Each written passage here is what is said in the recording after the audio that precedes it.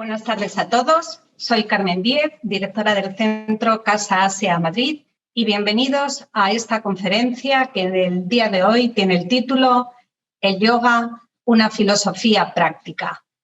Muchas gracias por acompañarnos una tarde más. Saben que en estos tiempos convulsos y de pandemia, Casa Asia está haciendo un esfuerzo por intentar estar con todos ustedes y por volcar toda nuestra programación en online y contribuir así a ese mayor y mejor conocimiento entre España y Asia, ese gran continente.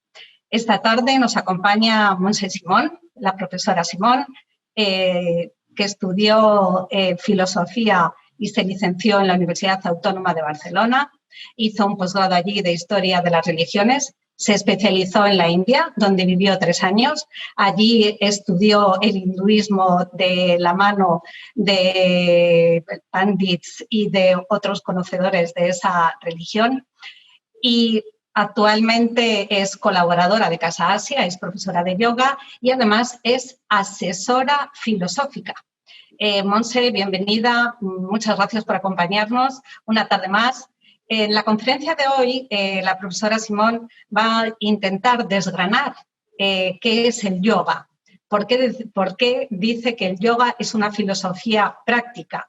Porque parecen dos términos antagónicos, pero no lo son en absoluto. Muchas veces al hablar de yoga nos quedamos en la parte del ejercicio físico, pero hay que tener muy en cuenta ese origen filosófico de esta práctica que es una actitud vital, como nos va a contar, ¿no?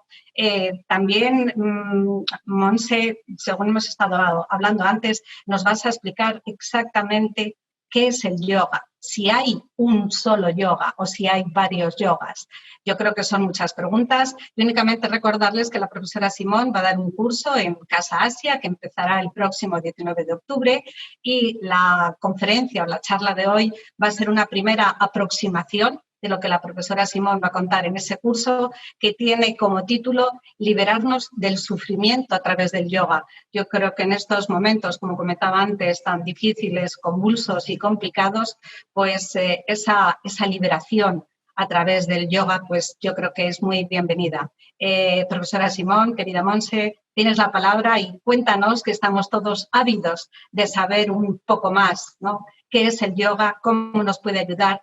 Y cómo nos puede, sobre todo, liberar. Gracias, Montse. Muchas gracias, Carmen.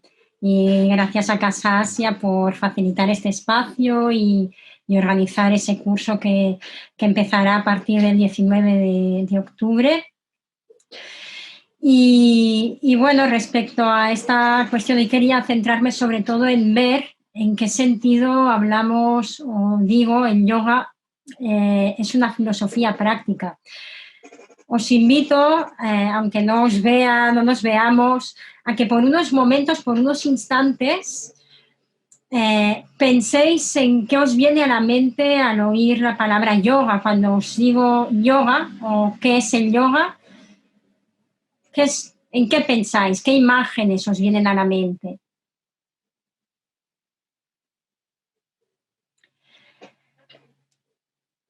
Y entiendo que muchas personas pensarán en algún tipo de postura sedente de meditación, que al oír yoga, o si alguien, o la primera vez que oyeron hablar del yoga, ¿no? Pensar en alguien que está sentado, tal vez con los dedos, ¿no? Juntando el dedo índice y el dedo pulgar, en el Chin Mudra, o con alguna postura que conozcáis, aquellos que igual practiquéis en yoga y los asana.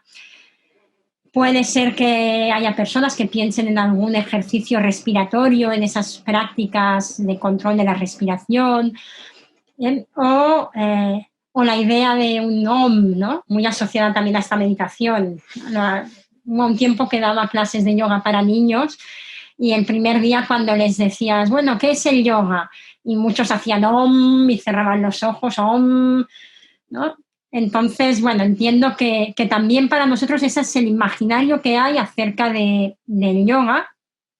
Y lo que tiene de común ese imaginario es que normalmente pensamos en un aspecto práctico, Es decir, tanto el sentarse a meditar como una postura de yoga, recitar un mantra o el control de la respiración son ejercicios prácticos.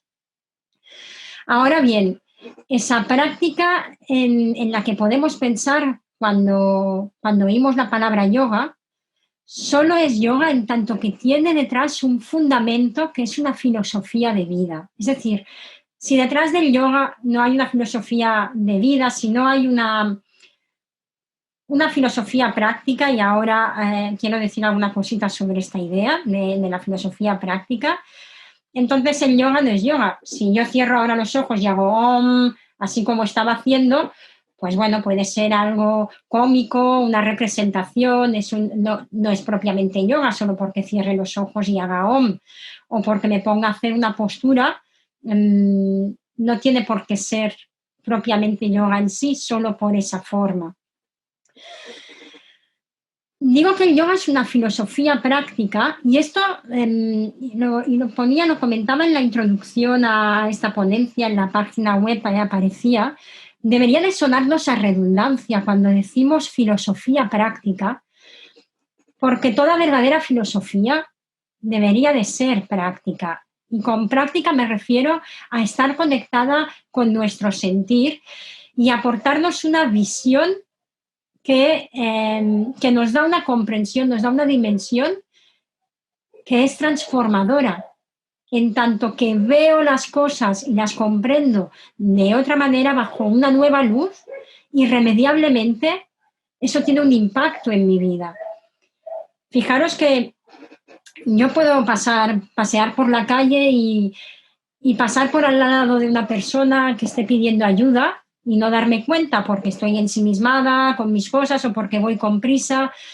Entonces, en tanto que no la veo, no me doy cuenta, no puedo hacer nada. Ahora bien, si al pasar resulta que me llama y que hay algo que me llama la atención y me doy cuenta de que esa persona está pidiendo ayuda, ya no puedo hacer ver que no la he visto. Podré actuar en consecuencia como a mí me parezca más pertinente. Pasar de largo, pedir ayuda a otra persona, ayudarla yo misma. En eso no entro. Entro en la cuestión de cómo, cuando nos damos cuenta de algo, cuando conocemos algo, ese conocer vivencial del que nos sentimos, que lo vivimos en nosotros como experiencia, tiene un impacto en nuestra vida. Y eso es la verdadera filosofía, es decir, una reflexión que nos lleva a ver las cosas de una nueva manera, a cambiar tal vez las gafas desde un lugar sentido, no solo desde la pura especulación, que es en lo que ha caído muchas veces la filosofía, tanto en Oriente como en Occidente. Permitidme esta expresión así muy genérica de Oriente y Occidente. Entonces, esa visión implica una comprensión y la filosofía, en tanto que comprensión, tiene que ver con una forma de ser y de vivirse y no con un conocimiento que se tiene. Es decir, el conocimiento del que hablo cuando hablo del yoga como filosofía o de la filosofía como práctica es un conocimiento que se es, que se encarna, que se vive, porque se siente, porque tiene que ver con el propio, con el autoconocimiento y con un conocimiento esencial, con el fondo de todo cuanto existe. Entonces el yoga, nacido en la India, aunque hoy en día haya traspasado ya las barreras y el yoga es algo orgánico que sigue vivo más allá de la India, yoga transnacional se habla. Pero el yoga en sus raíces, en su esencia, sigue ese sendero teórico, práctico. Y teórico, es bonito ver esta palabra que está vinculada en el latín con la palabra, con la visión. Teoría es ver algo.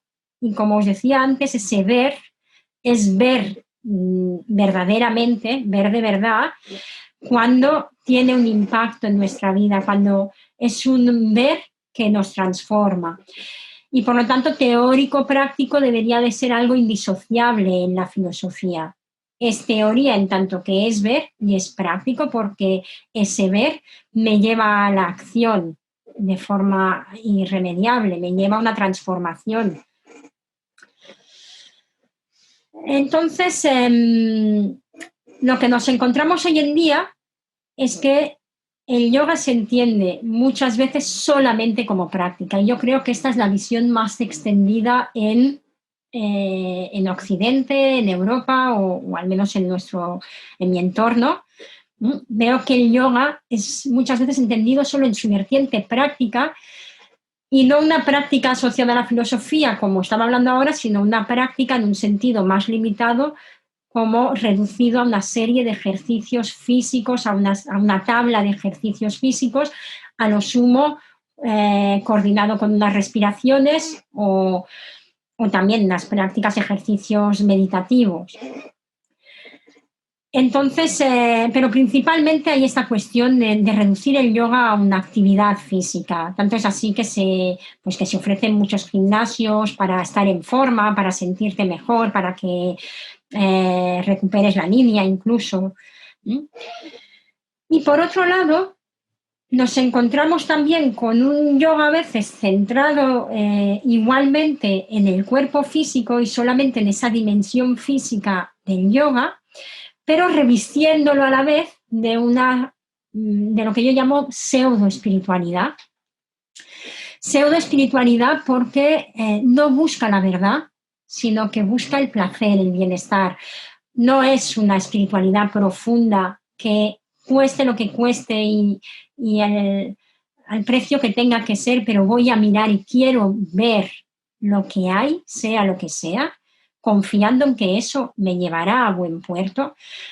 Eso sería una verdadera espiritualidad, pero en lugar de eso nos movemos muchas veces en la superficialidad, ¿no? En algo que aparenta, ¿no? Como todo armónico, que huela bien a inciensos, que todo esté bien ambientado, pero sin ir al fondo. ¿Qué me pasa a mí? ¿Qué siento yo cuando hay un ruido molesto? ¿Qué me pasa a mí con los ruidos? ¿Qué me pasa con la hipersensibilidad, con lo que hace mi vecino?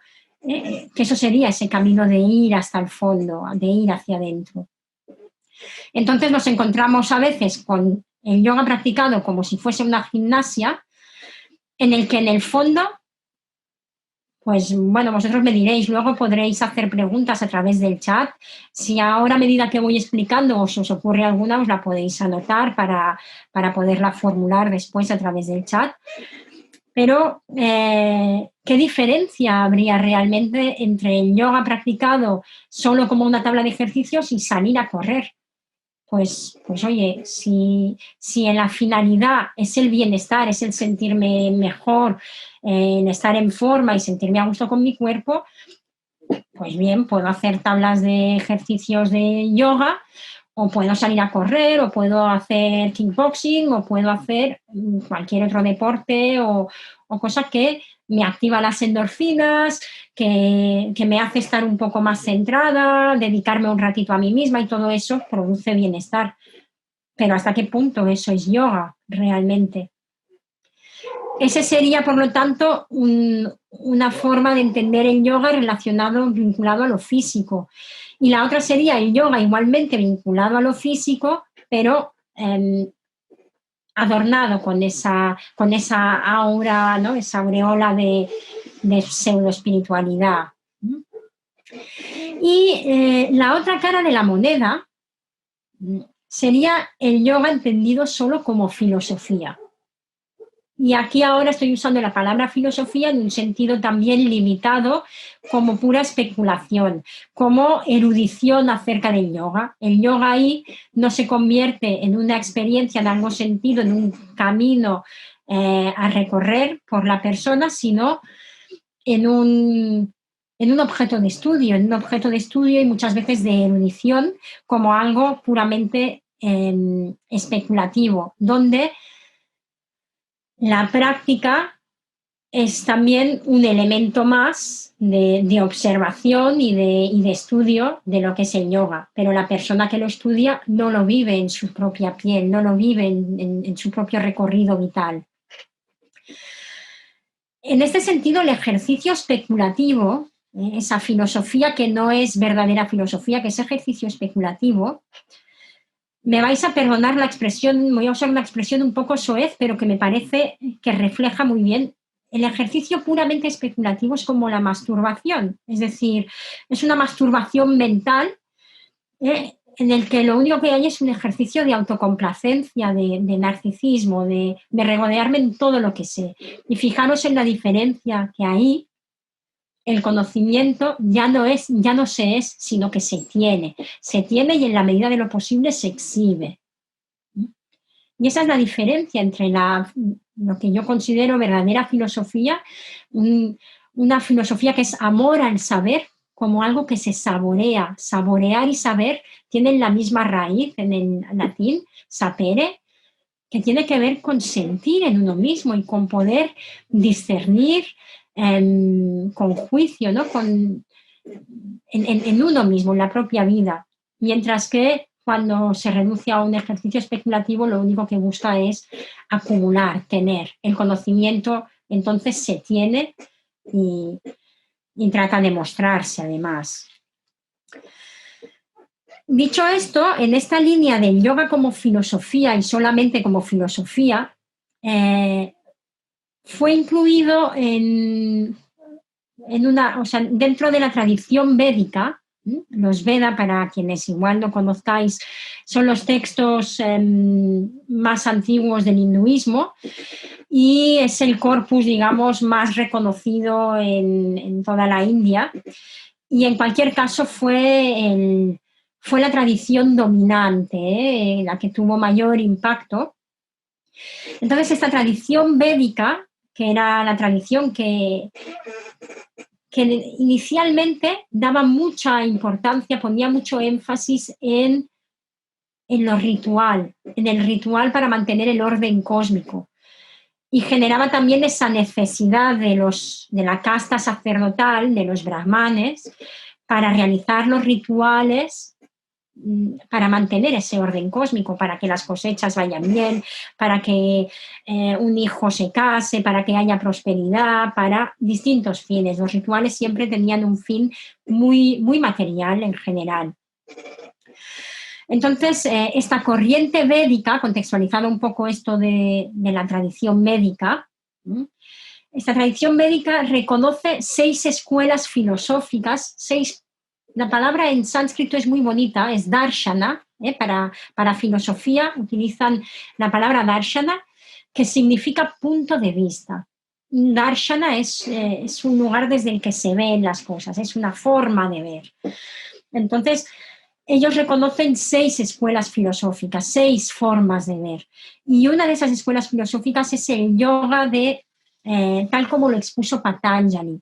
Patanjali fue un sabio que no se sabe muy bien cuándo vivió, se le ha ubicado desde el siglo II antes de nuestra era hasta el siglo III o IV, y parece que cada vez más los eruditos se decantan por fechas más tardías, siglo III, siglo III o IV de nuestra era, en el que es conocido Patanjali por haber escrito, haber enseñado los aforismos del yoga, los Yoga Sutra.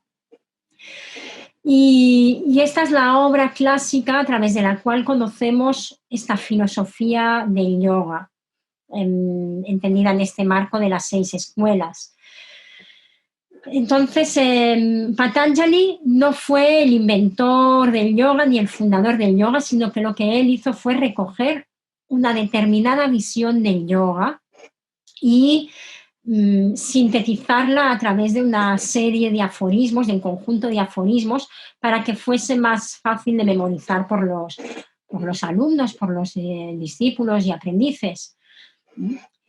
Entonces, claro, lo que ocurre es que estos aforismos a veces necesitan un poco de comentario y necesitan una explicación porque al estar tan sintetizados a veces resultan un poco inescrutables, ¿no? Un poco misteriosos, o no siempre, no en todos los sutras se entiende bien qué se quiere decir, a qué se está refiriendo. Entonces, bueno, en el curso tendremos ocasión de desarrollar un poquito más los contenidos y el fondo de esta filosofía del yoga. De hecho, va a ser uno de los puntos predominantes, o sea, nos vamos a centrar sobre todo en este yoga tal como lo presentó Patanjali, aunque veremos también otras vías y otros caminos. Entonces, así a modo de resumen de todo esto, decir que el yoga sin filosofía se reduciría a una mera gimnasia, a una práctica como cualquier otra práctica gimnástica que hagamos o corporal. Y a la vez la filosofía del yoga que no se vea reflejada en la práctica vital, una filosofía que no se ve reflejada en la propia vida, se convierte en pura especulación y solo en erudición. Antes de entrar un poquito más en toda esta cuestión de ver un poquito más a fondo, ¿no? En qué sentido el yoga es una filosofía práctica y ver cómo es un camino y en tanto que camino no es uno solo, antes me decía Carmen, ¿no? Porque el yoga es uno, son muchos. Veremos que como camino deberíamos de hablar de yogas en plural. Los yogas son múltiples, no hay una sola definición de lo que es el yoga. No hubo nunca en el pasado una claridad en la que en todos los textos se definiese el yoga de una misma forma. Entonces, se proponen distintos caminos que a lo largo de la historia se han ido desarrollando como caminos del yoga. Y lo que sí que veremos que tienen es un mismo fin. Y ese fin tiene que ver con la plenitud, tiene que ver con el liberarnos del sufrimiento, que es a lo que iremos más a fondo y espero que de forma sentida a través del curso. Pero antes, como decía, de entrar en esto, quisiera dar unas pequeñas pinceladas sobre los orígenes del yoga. Espero que no sé si estoy yendo muy rápido. Aquí esto es lo que tienen estas cosas, que como no os veo las caras, no sé, espero que estéis siguiendo bien. Los orígenes del yoga, como os decía, son inciertos. Os decía que no hay una sola definición del yoga. Igual uno de los textos más antiguos de los que tenemos constancia nosotros, claro, es en la Katha Upanishad, que es un texto de la parte final de los Vedas. Las Upanishads son la parte final de los Vedas, donde ya hay un desarrollo más puramente filosófico, como ese camino de autoconocimiento. La primera definición que se da se encuentra ahí en esa Katha Upanishad y se dice que el yoga tiene que ver con el controlar los sentidos y parar incluso la mente, ¿no? Y veremos en el curso, pues bueno, cómo esa definición del yoga como el ser capaz de aquietar la mente, muchos si sois practicantes de yoga igual lo conoceréis, es la definición por excelencia de lo que es el yoga según Patanjali. Pero establecer unos orígenes, un punto de en qué momento apareció el yoga, no es claro, porque no era un solo yoga, sino que había varias formas de entender el yoga y porque no se conoce. Lo que sí que parece ser que las raíces habría que buscarlas en los grupos de ascetas, de personas que en busca del sentido último de la vida y en busca de la posibilidad de liberarse del sufrimiento de una forma definitiva, en busca de la posibilidad de vivir una vida plenamente feliz, abandonaban la sociedad, abandonaban la vida en las ciudades para recluirse en los bosques, en cuevas, en lugares apartados donde realizaban todo tipo de prácticas ascéticas, de prácticas que les permitían generar energía. La palabra donde nosotros decimos ascéticas, prácticas ascéticas, hay una palabra en sánscrito que aparece muy a menudo en muchos textos del yoga de distintas tradiciones, que es la palabra tapas. Y la palabra tapas significa calor. Se traduce por austeridades porque hace referencia a esta práctica, pero literalmente tapas significa también calor. ¿Y cómo se relacionan esas prácticas con el calor? Pues se relacionan en tanto que se realizaban prácticas que generan energía, que generan calor, que movilizan la energía que hay en nosotros. Y para eso los ascetas realizaban prácticas muy austeras, a veces muy duras, en esa vida apartada. Tanto que, de hecho, se conoce a estos ascetas con un nombre. Los nombres sánscritos, si no os interesan, los podéis obviar, podéis ignorarlos. Yo siempre me gusta mencionarlos para aquellas personas que igual también les gusta el sonido del sánscrito o tienen interés. Y porque son bonitas las etimologías. Pero bueno, se les llamaba Shramana, que significa aquellos que se esfuerzan, los esforzados, los que ponen un esfuerzo, una voluntad y además ahora no me sale la palabra, un permanecer, una constancia en prácticas que no eran muchas veces en absoluto fáciles. Y con estas prácticas se buscaba desarrollar un cierto poder, una cierta maestría, control de la propia energía. Se buscaba el favor de los dioses también, de las divinidades, el desarrollo de poderes psíquicos a través de esa energía que pudiesen promover también una longevidad. El objetivo último era siempre esa liberación del sufrimiento, esa posibilidad de vivir plenamente, de vivirse plenamente, de trascender el sufrimiento. Y una pequeña aclaración, pero muy relevante, en el curso lo profundizaremos más. Cuando hablo de liberarnos del sufrimiento, hay una distinción ahí entre lo que es el sufrimiento y lo que es el dolor inevitable. El dolor es inevitable asociado al placer. Hay cosas que nos agradan más, hay cosas que nos disgustan, que son agradables o desagradables. En la vida se expresa a través de la dualidad y existe la dualidad del placer y el dolor. Ahora bien, el sufrimiento es un dolor añadido al dolor, es un dolor psicológico añadido al dolor en el que me identifico con ese dolor.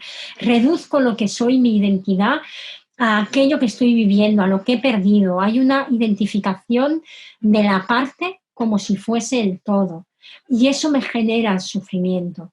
Y es ese sufrimiento del que hablamos, de liberarnos. Eso lo veremos más a fondo en el curso, pero sí que quería hacer esta aclaración porque a veces parece que cuando hablamos de liberarnos del sufrimiento o de una vida plena, nos estemos refiriendo a una vida donde todo sea de color de rosa, todo esté bien siempre, todo vale. Y no tiene nada que ver con eso. Habrá momentos en los que sentiré dolor y habrá momentos en los que sentiré alegrías. La cuestión es dónde está puesta mi identidad, en qué lugar descanso, cuál es mi fondo último. Entonces ese era el fin que perseguían estos ascetas, esa liberación última, esa posibilidad de vivir libremente. Lo que hay que decir que también muchos de ellos, igual que nos ocurre en la actualidad, se perdían en el desarrollo de ciertas capacidades, de la energía, de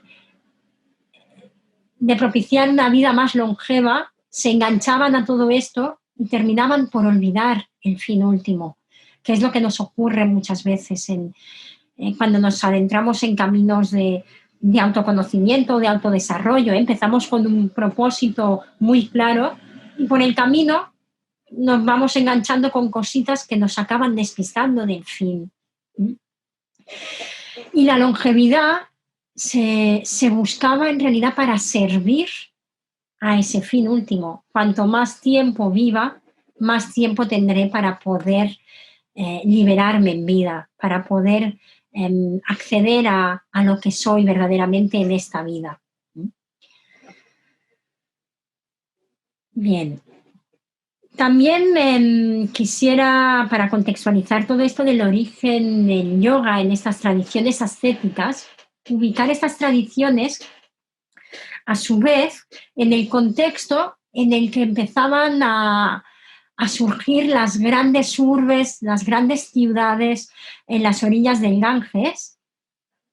Y hay que pensar que con la expansión y la creación de esas grandes ciudades también se expandieron, aumentaron las enfermedades, las epidemias, los contagios eran mucho más fáciles que ocurriesen, pues porque los alcantarillados no eran propios, las medidas de higiene, todo el mundo estaba más junto y todo esto propiciaba más enfermedades y con ellas una mayor presencia de la muerte, como que la muerte se hacía más evidente. Y al parecer estas fueron algunas de las circunstancias que propiciaron el desarrollo de una filosofía que tenía que ver con la vida misma, con ese sentido de la vida. Y en esa pregunta por el sentido de la vida, la posibilidad de liberarnos del sufrimiento, pues es donde muchos optaron por irse de esas grandes ciudades y iniciar una serie de prácticas o seguir unas enseñanzas en busca de la verdad, ¿no? Hasta entonces, y estamos hablando de alrededor del siglo VI antes de nuestra era, por poner unas fechas aproximadas, puede que se fuera el 7, puede que fuera el 5. Es alrededor de esa época cuando se da ese auge de los movimientos ascéticos y hasta entonces esas opciones de ascetismo, de abandono de la vida social, habría sido algo un poco más marginal. Entonces, con esto quiero decir que no es que antes no existiesen. Por ejemplo, en el Rig Veda, que es uno de los Veda más antiguos, aparece la figura del sabio de larga cabellera, los Keshin, que viven aislados.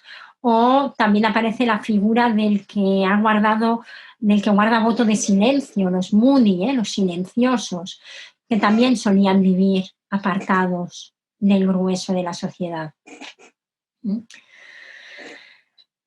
Sin embargo, aunque la propia tradición védica da testimonio de que existían ya esas figuras dentro de su seno, el desarrollo y la expansión de este tipo de prácticas ascéticas, de estos grupos que llegaron a organizarse en comunidades y monasterios, como fue el caso de los budistas o la tradición jainista. Tanto el budismo como el jainismo nacen en este contexto y son ejemplos de tradiciones que se forjaron no tanto al margen de los Veda como incluso por un poco de crítica al ritualismo védico, a la división también de la sociedad en castas, como una cierta crítica a esa tradición establecida que da también lugar al apogeo de estas corrientes ascéticas. Y bien, el yoga probablemente nace en todo ese caldo de cultivo, en ese contexto. Y aún así hay una línea del yoga, como sería ese yoga de Patanjali, del que os he hablado, reconocido por la tradición védica, acogido por la tradición védica. Y por lo tanto hablaríamos de un yoga que se desarrolla más dentro de ese seno de la tradición. Pero en cambio todo el yoga que asociamos más a la práctica de una serie de ejercicios, del trabajo con el cuerpo, con la energía, los canales energéticos, la respiración, lo que conocemos como Hatha Yoga, estaría más vinculado a corrientes ascéticas, procedería probablemente más de un desarrollo de esas corrientes ascéticas que se forjaron al margen de la tradición védica, es decir, que no recurrían a la autoridad de los Veda para hacer valer su filosofía, su forma de ver el mundo, sino que recurrían a otros textos que también se consideraban revelados o a la propia experiencia, al propio recorrido vital expuesto y compartido con los discípulos, ¿no? Expuesto y compartido con aquellos quienes quieren aprender esas tradiciones. Bien, en el curso vamos a ver algunas de las definiciones del yoga. Como os decía, no existe una sola definición, ¿eh? Hemos visto antes pues, que se puede definir como ese cese de los pensamientos, el aquietamiento de la mente y de los sentidos. Pero, por ejemplo, en la Bhagavad Gita es muy interesante porque es otro texto fundamental del hinduismo en el que se nos habla del yoga como habilidad en la acción. Es decir, ya no hace falta retirarse en los bosques, sino que en la propia acción del día a día también puede haber yoga. Bueno, veríamos que en distintos contextos puede ir cobrando distintos matices. A modo de síntesis, podemos guiarnos así como dos grandes líneas por una tradición yógica que entronca más con la tradición propiamente védica y otra no védica, haciendo la primera tal vez más hincapié en el aspecto del conocimiento, de ese conocimiento que se es, en esa parte más de comprensión, de filosofía, pero que fijaros que es una filosofía práctica, que solo tiene sentido en tanto que práctica, en tanto que ese conocimiento transforma mi vida. Y una filosofía en esa línea un poco más no védica o al margen de los Veda, que está más vinculada a aspectos psicofísicos y que también tiene como fondo el conocimiento, que también tiene como fondo el darme cuenta de lo que soy verdaderamente, más allá de los nombres y de las formas, de todo lo que va y viene en el mundo, en la existencia. Pero sin embargo sí que son ese yoga estaría más vinculado al cuerpo, al trabajo con el cuerpo físico, con la respiración, con la energía.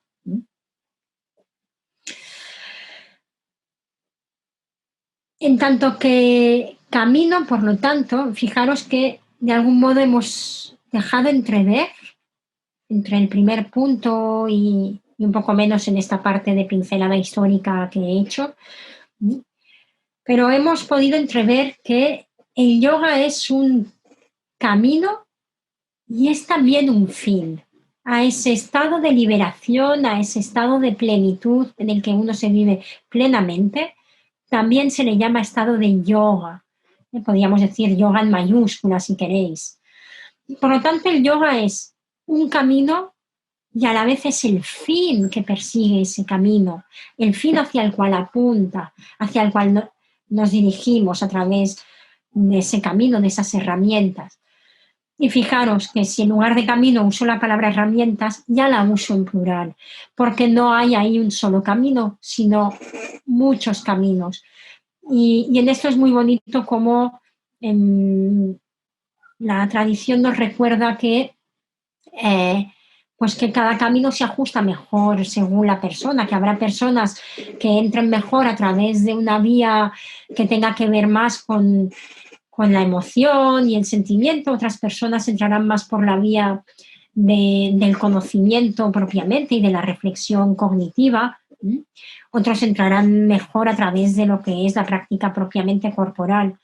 Pero lo importante en cualquiera de los caminos es no olvidarnos del fin. Y si los caminos son muchos, son variopintos, el fin es compartido, es uno. El fin es para todas las escuelas, todas las tradiciones, todos los caminos, es la posibilidad de vivirnos plenamente, una posibilidad de liberarnos de ese sufrimiento innecesario. Entonces,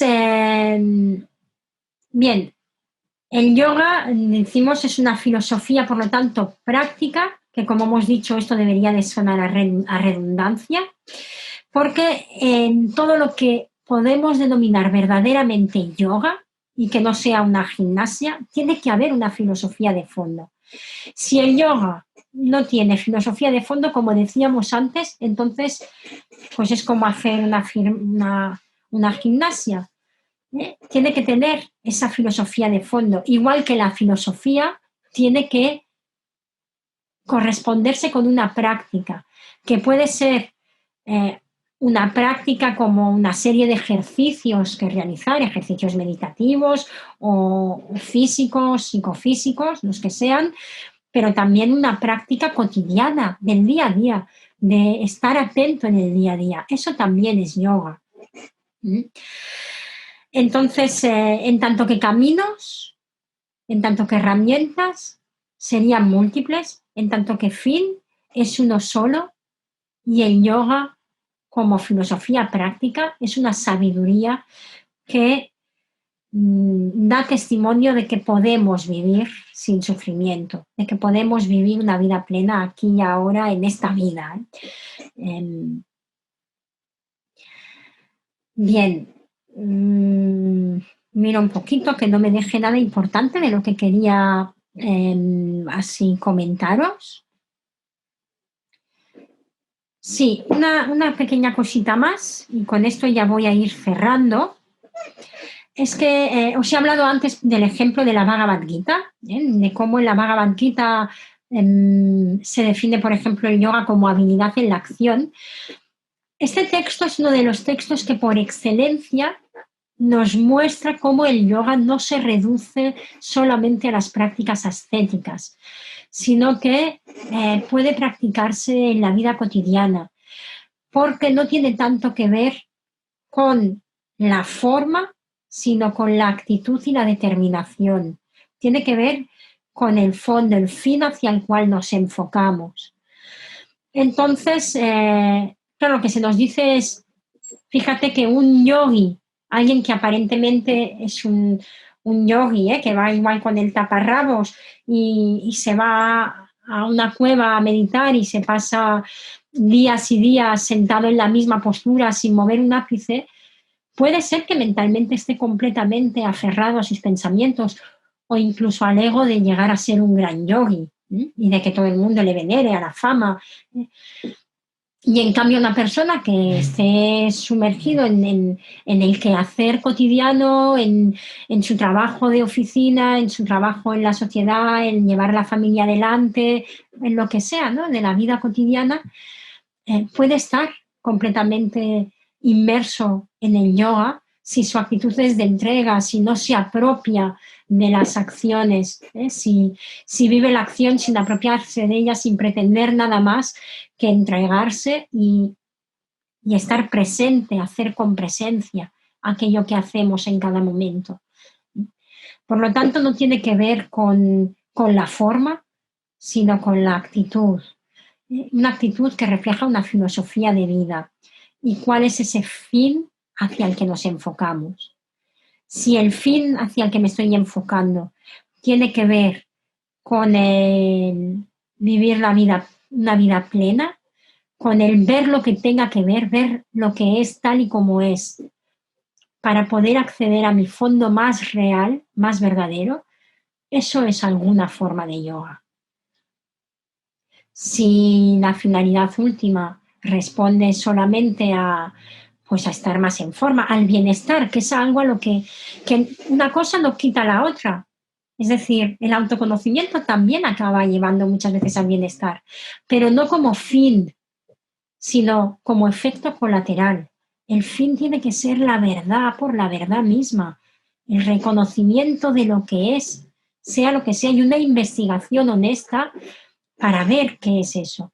Y esa investigación, como os decía, la podemos realizar a través de la reflexión, la podemos realizar también a través de asanas y de la movilización de la energía, que es muy importante porque esa práctica con el cuerpo nos permite activar unas dimensiones de la energía que nos permite sentirnos y tomar conciencia de nosotros mismos desde un lugar en el que muchas veces, si nos vamos solo a la reflexión, podemos perdernos también en la pura especulación que decíamos. Bien, con esto termino un poquito esta ponencia introductoria y de presentación. En el curso veremos mucho más a fondo los significados del yoga. Mi intención es que el curso sea efectivamente teórico, práctico. Es decir, que todas las reflexiones que exponga apelen a los participantes. En el curso será mucho más interactivo, no es como ahora que somos muchos y es un poco más unilateral. En el curso podréis intervenir y habrá lugar para las preguntas. Y veremos también la relación del yoga con la posibilidad de liberarnos del sufrimiento más a fondo. Veremos distintos caminos de los que se presentan y cuáles son los obstáculos con los que nos encontramos.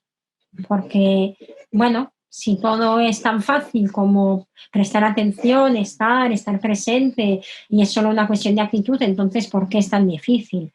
Veremos también a fondo cuáles son los impedimentos con los que acostumbramos a encontrarnos en ese camino de liberarnos del sufrimiento. Entonces habrá tiempo para explicación, habrá tiempo para intervenciones y habrá tiempo también para hacer algunos ejercicios prácticos específicos. Y con esto yo termino mi intervención y si hay preguntas por ahí que hayáis lanzado a través del chat. Carmen.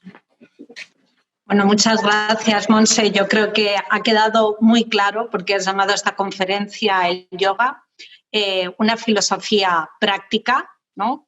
Es, según has dicho también, una sabiduría, ¿no? Un modo de actuar, una actitud. Y también has juntado otros dos términos que parecen a veces difíciles de conjugar, como que es un camino o varios caminos, ¿no? Y un fin. Bueno, yo creo que estas explicaciones pues, han despertado bastante interés en nuestros oyentes y tenemos bastantes preguntas. Yo voy a empezar con la primera. ¿Podrías explicar más profundamente el vínculo entre el yoga y el autoconocimiento? Sí, el vínculo entre el yoga y el autoconocimiento tiene que ver con esta dimensión filosófica precisamente del yoga. Tal vez uno de los caminos del yoga que más ha tocado esto ha sido en lo que se conoce como Jnana Yoga, dentro del yoga del conocimiento, pero también en los Yoga Sutra de Patanjali se habla del estudio como Swadhyaya, es estudio de uno mismo, Swa, de uno mismo.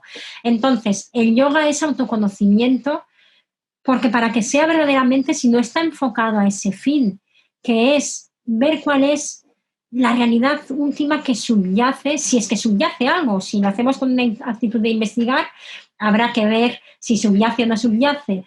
Pero la tradición del yoga y del yoga clásico daba por supuesto que sí que subyacía, porque muchos yogis lo habían experimentado, una conciencia base que sostiene este mundo de formas que van y vienen. Este mundo impermanente está sostenido o aparece solamente gracias a que existe una conciencia que se da cuenta, que puede observar. Entonces, cuando me doy cuenta que esa conciencia es lo que yo soy, eso es el autoconocimiento. Y el yoga tiene esa finalidad. El yoga, bueno, si no quiero tampoco alargarme yo, que si me dais cuerda, yo ya sabéis los que me conocen, que es fácil que enseguida me vaya, pero que el yoga clásico, este yoga de Patanjali, por ejemplo, que hemos expuesto, está muy vinculado a otra escuela, que es una escuela propiamente gnóstica, es decir, es a través del conocimiento sentido, comprendido, donde yo digo, claro, no soy solamente esa cosa pequeñita que me creía ser y con la que siempre me identificaba, y cuando mi cabeza estaba agitada me identificaba con qué agitada que estoy hoy, qué terrible que soy, con el tiempo que llevo haciendo yoga y todavía mi mente está tan agitada, sino que acabo dándome cuenta de que soy algo más que eso. Ese es el conocimiento, el autoconocimiento del que habla el yoga. Esa conciencia es lo que yo soy. Gracias, Monse. Vamos a por otra pregunta. Que lo has dicho, ¿no? Has hablado del dolor, del placer y del sufrimiento, pero yo creo que esta es una pregunta recurrente en varios de nuestros oyentes. ¿Por qué el yoga libera el sufrimiento? ¿Por qué el yoga, perdona? Libera el sufrimiento. Sí, bueno, esto es lo que veremos a fondo en el curso propiamente, pero el yoga nos libera del sufrimiento en tanto que nos da un conocimiento que es autoconocimiento sentido. Por eso remarco, siempre que estoy hablando de este conocimiento, de esa sabiduría, es porque es sentida, experimentada, no de segunda mano porque lo he leído en algún texto, sino porque he examinado en mí y he descubierto y me he dado cuenta que soy mucho más que aquello con lo que me identificaba. El hecho de identificarme con el placer y el dolor constantemente, esa identificación con la parte, me produce sufrimiento, porque reduzco todo lo que soy solo a eso y además lo suelo cargar de una serie de creencias limitantes, ¿no? Es decir, filtro la realidad a través de mis juicios, de lo que yo creo, como yo estoy viendo desde lo que yo me cuento el mundo. El yoga nos libera del sufrimiento porque nos coloca en el fondo que en verdad somos, en la conciencia, en la cual lo que hay es dicha, es la paz de saber que no soy aquella cosa, que no me reduzco a ese dolor o a ese placer que irremediablemente luego va a ir seguido de dolor tarde o temprano, sino que soy algo mucho más amplio.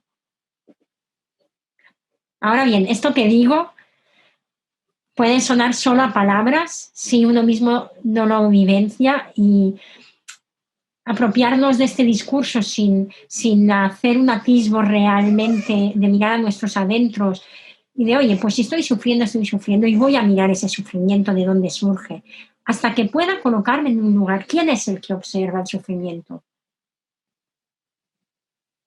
¿Quién se está dando cuenta de que esto me duele? Pues aquello en mí que se está dando cuenta de eso es algo mucho mayor. Y cuando descanso en eso, en ese lugar, ahí hay paz y ahí no hay sufrimiento. Gracias, Montse. Una pregunta curiosa, que es, ¿podrías repetir la palabra asceta en sánscrito? Sí, Shramana. Shramana era uno de los nombres que recibían los ascetas.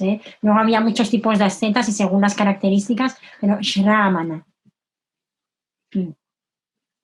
¿Es la disciplina corporal imprescindible en el yoga? Desde mi punto de vista, no. Creo que aporta mucho y que nos viene muy bien por lo que decía antes, ¿no? Porque para que el conocimiento pueda ser sentido, tener conciencia corporal y energética de uno mismo es una muy buena guía. Es una muy buena guía, porque si no es fácil que nos vayamos solo a algo especulativo sin darnos cuenta. Hay muchas personas que tienen un serio problema para contactar con lo que sienten en el cuerpo. Y el cuerpo nos avisa de muchas cosas. Nos avisa de muchas emociones, nos avisa de cosas que al igual no hemos percibido conscientemente. Entonces, creo que el trabajo con el cuerpo es importante por eso, porque nos enseña a tomar conciencia y nos conecta, nos abre a una disposición a que las comprensiones que tengamos se hagan desde un lugar en el que seguro no estoy yendo solamente a algo puramente mental, sino que es algo que lo siento también en el cuerpo. Oye, que lo siento en el pecho. El dolor lo siento en el estómago como un nudo, o lo siento en el pecho como si me estuviesen clavando un puñal, o lo siento como un nudo en la garganta. Y del mismo modo, la paz también la siento en el cuerpo, como un cosquilleo, como simplemente un estar como si el cuerpo desapareciese, bueno, como distintas experiencias. Entonces, respondiendo a la pregunta, no es estrictamente necesario. Creo que el camino de la reflexión también es un camino de yoga, pero me parece muy interesante recurrir al cuerpo también para que el yoga del conocimiento no sea un yoga puramente mental. Esa parte corporal del yoga, de tomar conciencia de nuestro cuerpo, ¿no? hay quien pregunta si eso afecta a nuestra alimentación, si eso prepara nuestro cuerpo. Es decir, la pregunta concreta es, ¿hay que ser vegetariano? No, no hay que ser, es decir, desde mi punto de vista no, hay posiciones ahí que a mí me parecen dogmáticas, que dirán que sí o que dicen que sí. Yo creo que no hay que ser nunca vegetariano como dogma, sino de nuevo, si algo en mí, una comprensión en mí me lleva a decidir que prefiero no comer carne. Eso es distinto que yo deje de comer carne porque alguien desde fuera, una autoridad externa, me dice que no tengo que comer carne. Lo que sí que es verdad, sin duda, es que la alimentación en general, y no solo la carne, afecta al cuerpo. Y eso lo sentimos todos. Cuando hacemos una comida muy copiosa, muy grasienta, pues luego estamos llenos, nos sentimos pesados, tenemos sueño, estamos un poco aletargados. En cambio, una comida más ligera, pues nos suele revitalizar más, nos refresca. Entonces, tiene un efecto sobre el cuerpo físico y sobre el cuerpo mental. Porque aquí cuando hablamos de cuerpo y de práctica de yoga corporal es psicofísica, porque hay toda una serie de canales energéticos que se están moviendo también con el cuerpo físico. Y sin duda alguna la alimentación afecta, sí. ¿Se puede desarrollar una práctica espiritual sin la guía de un gurú o maestro? Pues esto nuevamente, mira, con una compañera estamos desarrollando un curso que espero que en algún momento pudiese salir sobre estos temas. Desde mi punto de vista, sí, totalmente, ¿no? Se puede hacer ese recorrido sin un maestro externo. Luego habrá que ver y habrá que, claro, contestar. Esto es muy tramposo, ¿no? Contestar a estas preguntas ahora sí, en breve, y sin poder tener un diálogo. Es tramposo. Yo sé que hay personas que también lo ven como muy necesario. Yo creo que lo importante de la figura del maestro es de nuevo nuestra disposición a aprender. Y en tanto que hay una disposición a aprender, salen maestros por todas partes en el sentido de que toda circunstancia, toda persona que nos encontramos se convierte en maestra. Entonces, no me parece un requisito el que haya una figura concreta, externa, humana, que necesariamente sea responsable de que yo pueda liberarme del sufrimiento o no, o de que yo pueda seguir la vía del yoga. Otra cosa es la utilidad de que alguien que ha recorrido el camino pueda guiarnos, pero como guía. Nunca, para mí, el maestro y el propio camino, ¿no? Queda, no sabría cómo decir, ¿no? Desvalorado en realidad en sí mismo, cuando me limito a seguirlo de una forma de nuevo dogmática sin estar entendiendo el por qué o para qué, solamente porque me lo dicen, ¿no? El maestro no tiene que ser nunca una excusa para poner la autoridad fuera. Uno tiene que recurrir a la propia autoridad interna, profunda, examinando si acaso que no me esté engañando, que el ego no esté interviniendo. Y ahí, pues eso, figuras de otras personas nos pueden ayudar, nos pueden acompañar, pero de igual a igual, nunca como una jerarquía en el que, porque al final lo que es el maestro es lo que yo soy y un buen maestro lo que va a hacer es devolverme eso, recordarme que yo soy exactamente lo mismo que él es. Otra pregunta. El Kundalini forma parte también de la tradición védica. ¿Cuál sería su fundamento? El Kundalini es una pregunta si forma parte. Yo no diría que forme parte de la tradición propiamente védica. Yo vinculo más las prácticas de Kundalini más asociadas a las tradiciones no védicas, que muchas veces se engloban también bajo el nombre de Tantra o de Tantrismo, que es un término muy amplio y en el que ahora no me meto, pero Kundalini procede más de ese tipo, de esa línea. Las primeras veces que se utiliza ese término, el término Kundalini, para referirse a la energía que descansa enroscada en la base de la columna y que está esperando a ser despertada a través de la práctica para unirse con la energía universal, para unir, por lo tanto, esa energía individual en nosotros con la energía universal, aparecen textos que son igual del siglo X, XI, no... Antes yo no lo desconozco, a lo mejor ahora aparece antes, yo desconozco que aparezca antes de esas épocas. Qué lástima que no se pueda, ¿no? Con esto del webcast y dialogar, porque están saliendo preguntas muy interesantes que, bueno, no sé hasta qué punto estoy respondiendo o no, se abriría un debate interesante que en el curso podremos tener. Sí, efectivamente, yo es lo que diría a todos nuestros oyentes, ¿no? Aquí podemos, no podemos profundizar, ¿no? Pero sí que habrá más tiempo de profundizar efectivamente durante el curso. Claro, sí, yo es que me quedo un poco ahí pensando, ¿habré respondido o no? ¿No? Ser así por él. Pero bueno, vamos adelante si hay más preguntas. Sí, no, sí, como decíamos, pues a través de estos medios intentamos llegar a todos ustedes, pero efectivamente no es lo mismo que si estuviéramos pues en el auditorio en nuestra sede, ¿no? Otra pregunta. ¿Nos podrías contar en qué textos se puede encontrar bibliografía sobre los camendrillas y ñamendrillas? Sobre los karma indrilla y los ñana indrilla. Bueno, uno de los textos por excelencia en el que esto se explica, se menciona con mucha claridad es en el Samkhya Karika, en la Samkhya Karika, que son las estrofas del Samkhya. Para quienes no conozcan los términos, karma indrilla y ñana indrilla hacen referencia a los sentidos de la acción, karma indrilla, y los sentidos del conocimiento, ñana indrilla, que serían pues, los sentidos, el olfato, el gusto, el oído, la vista. La Samkhya Karika aparecen, luego habrá muchos textos donde aparece mencionado en el Vivekachudamani dentro del Vedanta o otros tantos textos, pero ahí encontramos una sistematización. Los karma indriyas son esto, este y este, ¿no? Gracias, Montse. La última pregunta. ¿Cómo se practica el yoga en la vida cotidiana? Tú has dicho que el yoga se practica en la vida cotidiana porque es una filosofía y es una práctica. ¿Cómo se practica? ¿Cuando vas al supermercado?